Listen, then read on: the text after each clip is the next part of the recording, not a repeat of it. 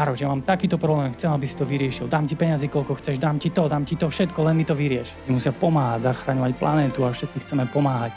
Lebo sa necítime dobre, preto chceme pomáhať. A sa vnútri necítime v poriadku, necítime sa dobre, necítime sa v prijati, tak my si myslíme, že to môžeme získať cez pomáhanie. A je to veľký omyl. Ľudia za mnou chodia na tých terapiách a rôznych veciach s strašne komplikovanými otázkami. A ja vám na rovinu hovorím, že my sa máme starať iba o jednu vec. Ako sa cítim teraz? Buď sa cítim dobre, alebo sa necítim dobre.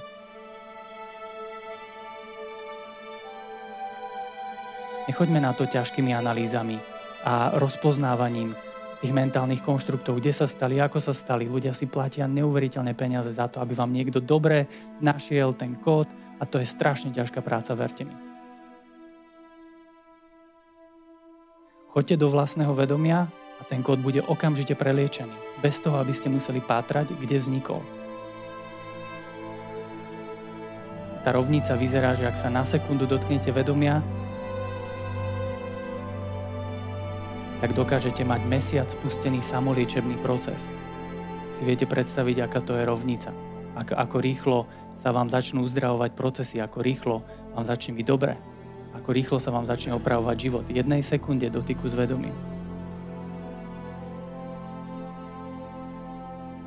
Ak o tom chceš hovoriť niekomu inému, či už snahe sa pochváliť, alebo čokoľvek, proste sa podeliť o tú radosť, už som tam, ja už viem robiť to, tak zasa idete naspäť. Zasa na začiatok a zasa pokora, odvaha, disciplína. Dookola. Až pokým si to nenavnímate tak, že to budú pre vás veľmi prirodzené veci. A vy nebudete mať pocit, že pracujete na tom.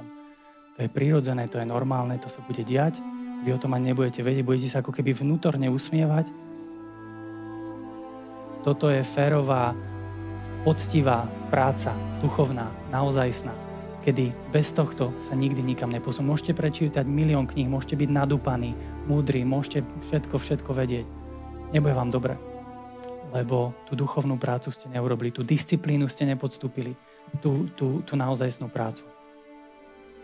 Vy teraz zbytočne na mňa pozeráte, že ten Maroš, aký je šikovný, ten všetko podstúpili. To je úplne zbytočné, lebo dehonestujete tým seba. Vy ste rovnako takisto šikovní. Len je potrebné si na to spomenúť, že toto všetko dokážete robiť a to všetko môžete pripustiť si to a dovoliť si to. Dovoliť, to je veľmi dôležité slovo.